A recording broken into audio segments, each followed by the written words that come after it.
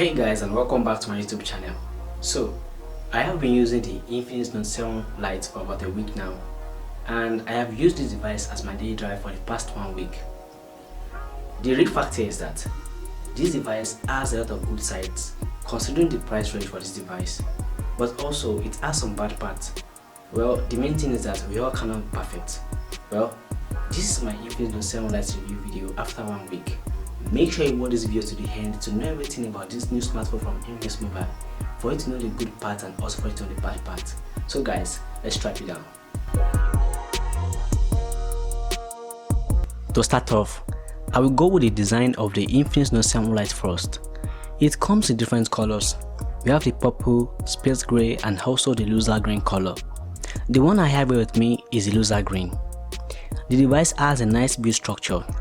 It's a device that fits in right well in hands and also in pockets. Like I said in the unboxing video, the back of the Infinix Note 7 Lite is a fingerprint magnet and it catches dots really quick, but nevertheless, you can avoid this by using the protective case that comes with the device, just that you will add more weight to the device. Originally, the device weighs around 185 grams, but with the case, it will be around 190 grams.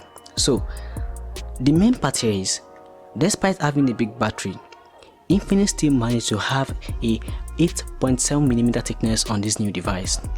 Infinix did really well by placing the fingerprint sensor right on the power button for easier and quickest unlocking of the Infinix Note 7 Lite, because it makes it easy for you to unlock your smartphone while holding just in your hands.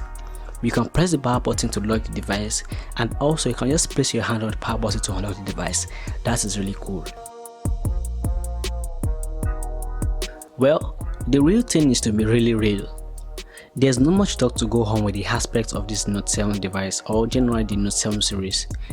The device has a 6.6 Full HD Plus display, and also it has a 720 resolution which kills it all. I don't know what Infinix was thinking while making the Infinix S5 Pro. Maybe they could have just had the same thought while making the Infinix Note 7 series. But nevertheless, the device has a well-responsive display with great touch sensitivity and good color production. So, playing games, watching movies, surfing the internet, opening your apps, everything does well on this device. But do not expect an extraordinary performance on the display, especially when running high-end games. This is one of the things which Infinix had improved really well with in 2020. They just keep giving us those nice 48 megapixel triple or quad camera, which is really cool. On the Note 7 Lite, there's a 48 megapixel quad camera backed with some other 2 megapixel lenses.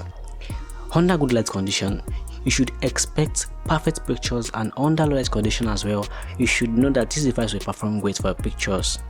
On the front side, we have an 8 megapixel AI camera. I would have asked Infinix to think the way they were thinking while making the Infinix S5 Pro on this version too.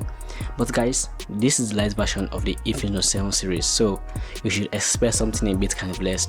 Well, you should know that the device does well, especially in good light conditions. I mean, for the front camera and also for the back camera. The picture you have been seeing on your display are the pictures I took with this device in good light conditions and also in bad light conditions. But one thing is that you can also shoot your pictures or take your videos in 14 megapixel, which is one thing that is really cool, because while using the 48 megapixel mode on this device, the pictures were really cool and they were sharp and well detailed. But with the front camera, you're just stuck with the 8 megapixel camera. Well, you should know that this device will perform well for your Instagram photos, your YouTube videos, and also it will do well taking any of your pictures or recording any videos that you want with this device. Performance is everything, and swiftness and high rate performance is the key to everything. I mean, key to loving a smartphone aside the camera. There is a MediaTek Helio P22 chipset that has an octa-core CPU that clocks 2.0 GHz speed on this device. It performs well with gaming, multitasking and so on. But note that it doesn't keep heavy apps in memory for too long. But the main thing here is that it gives you the value for your money. It has the XOS version 6 based on Android 10. It has normal XOS features like screen recording, dark theme, tracer turbo and the likes. Infinix cut the memory to 64GB internal storage, and also 4GB RAM for this Lite version of the Infinix Note 7 series. That is why it is called the Note 7 Lite. Anyways, this is cool and I can't judge. Now let's go on to the next phase, which is the battery life. One thing about a smartphone that we are all going to count as a good smartphone is having a good battery, and thanks to Infinix, we have a huge 5000 mAh battery on this device. Come on, this is great because 5000 mAh battery seems to be a device that's going to last long. Anyways, the 5000 mAh battery on the Infinix Note 7 Lite lasts up to 3 days on standby. While gaming, surfing the internet, watching movies, playing music, and doing all with this smartphone, these smartphones last as long as you would want. And the main thing is that this device charges fast from 0 to 100%. It doesn't even take me up to 1 hour 30 minutes. Like, it was so fast, more than just the normal Infinix smartphones. And I'm saying thank you and kudos to Infinix for giving us this huge battery on this new smartphone, because it has made this smartphone an excellent smartphone that can run for days. Well, the main thing I could say is that this device is the value for your money, because the price you pay for this device is going to give you everything that you could want with that price. Well, my overall thought about this device is that this device is a pure value for your money and it's really worth it.